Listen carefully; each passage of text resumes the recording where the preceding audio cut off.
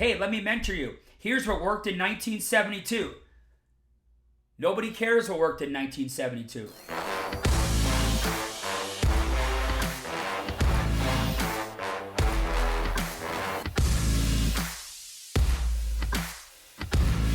Hey, what's up guys? My name is Steve Holbrook. Welcome back to my YouTube channel. Thank you for joining us today. Before we get started, don't forget to like this episode. Please leave a comment, please subscribe, and absolutely, please share if and when you see value in this episode.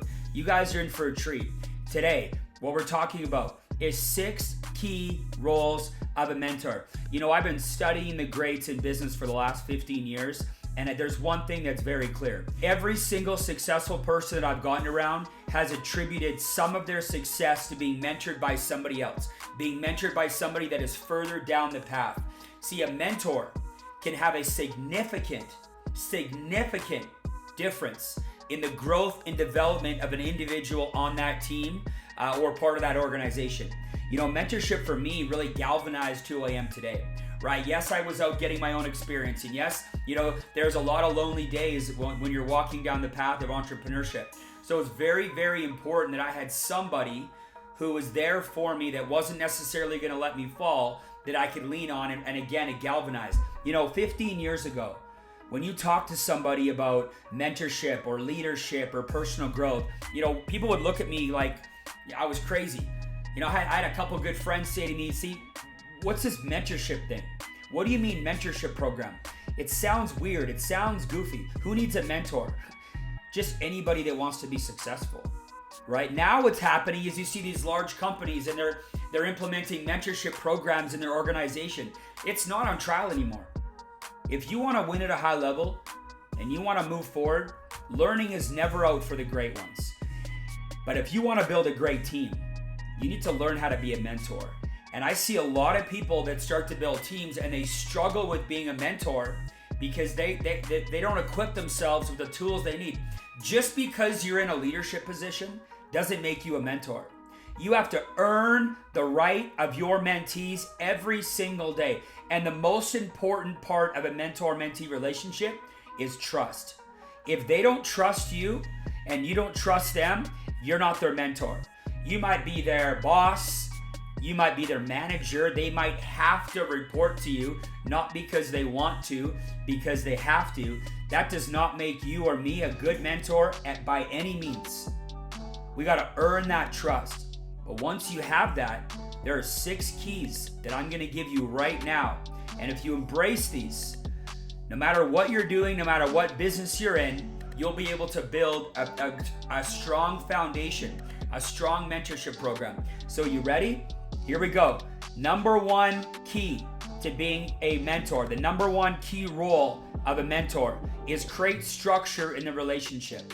You got to create structure in the relationship. So once you establish trust, then you need to set some boundaries. See, when you're mentoring somebody, there's a good chance that you're probably going to build a friendship with them. Right? Some sort of a relationship, because mentor-mentee, you know, personal life, you know, comes into it once in a while, even though if it's strictly a business relationship, there's still going to be some personal stuff come in. So you're going to build that relationship. So you got to set some boundaries. They need to know what hat you're wearing. When I call you, if I'm mentoring you, but I'm also your friend, let's say I'm calling Chad.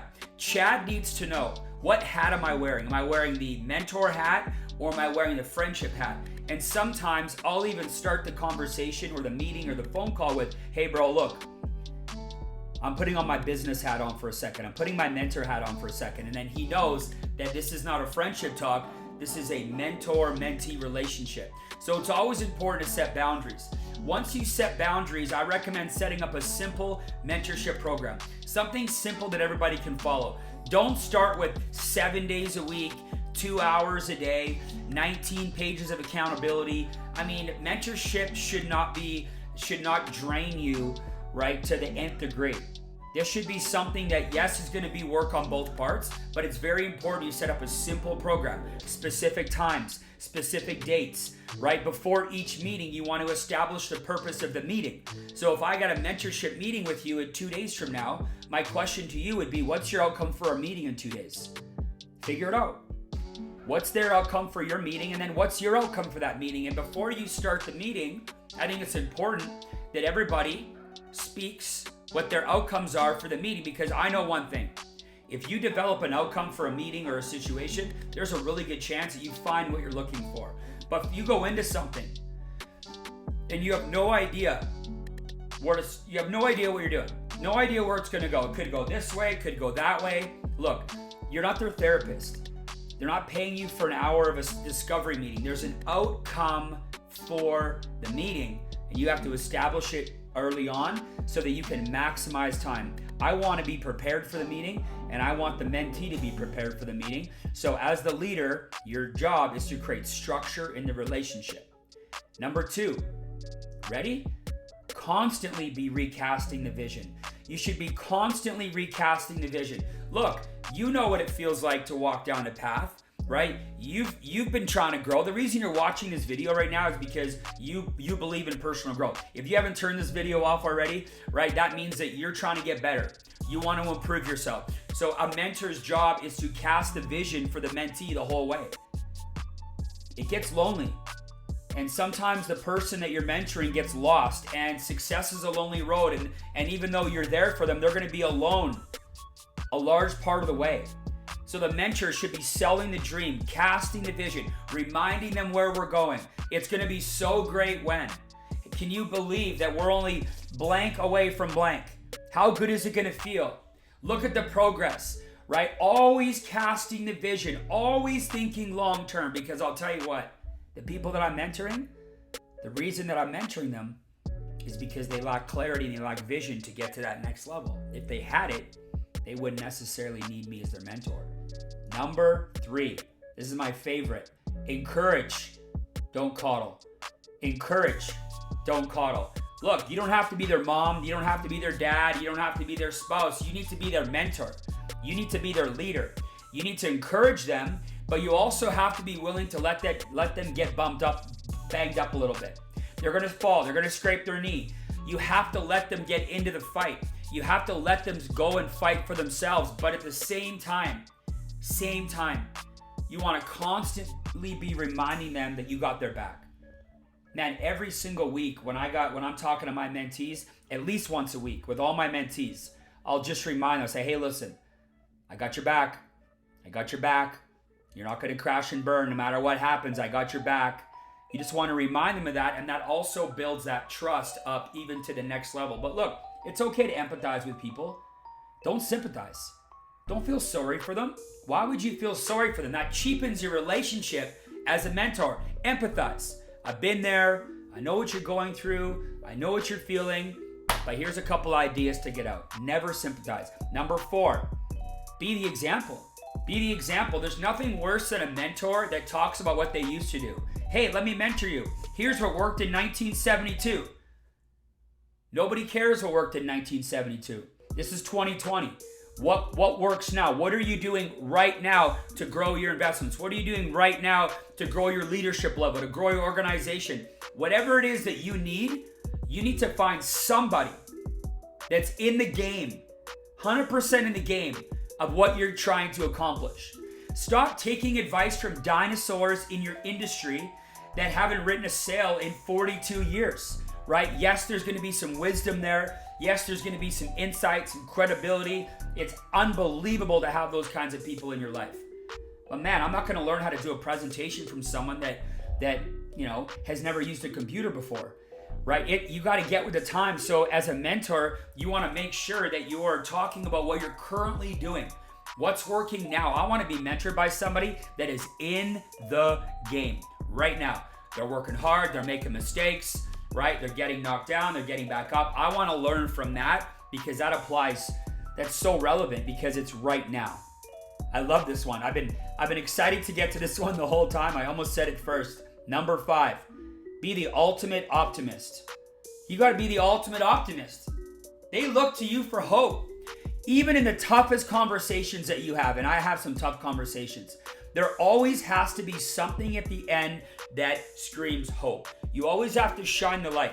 You got to remind them that the setbacks are a part of the process. You have to let them know you have to show them how to win, but you also got to show them how to lose. They learn more from you when they're being defeated than they do when they're winning. It's easy to mentor somebody when they're winning. They're looking to you for optimism, because when everything gets dark and everybody quits on them and nobody believes in them, you have to keep believing. And you got to breathe life and optimism and positivity. If you aren't the most optimistic, positive person that you met, you got to work on that, right? If you got a little negative streak to you, right? You like to criticize a little bit. You like to put some people down a little bit. It makes you feel good about yourself. You're not a great mentor. Great mentors are optimistic all of the time. Number 6, my last point is important. Without number 6, the first 5 don't matter. You ready? You need to be open to giving feedback. Open to giving feedback. This is a critical point. This is a non-negotiable. If you can't give positive feedback, constructive feedback to the people that you're working with, then what is the relationship even about? Your role as a mentor is to be able to get them to do something that without you, they would not be able to do. And if you're not going to challenge, and you're not going to give feedback, and you're not going to monitor growth, and there's not some kind of an accountability there, it's not going to work. You have to be open to giving feedback. But there's a catch. Here's a lot of people say. They go, Steve, I give feedback, but my team doesn't listen. They don't like me. That's a you problem. There has to be trust. And if there's no trust in the mentor-mentee relationship, yeah, they're not going to listen to you. They're going to do their own thing. They're going to seek outside mentorship. It's your responsibility as a mentor to establish trust in the beginning. That's the foundation. That's the foundation for a mentor-mentee relationship. And when that's established, my 6th point, like I just said, is you have to be willing, able and willing and excited to offer feedback so that they can learn and they can grow and they can push through. And then you know what you do? You repeat the process and you do it again and you do it again and you start to build your army of people in whatever industry or whatever business that you've chosen. So I appreciate you guys for tuning in today. I hope you guys got some value. I know I'm fired up. I'm ready to make some phone calls. I'm ready to talk to some people, and I'm ready to build some leaders. I appreciate you guys tuning in. Please hit the like button. Please subscribe. Please share. Please leave a comment, and we will see you next time.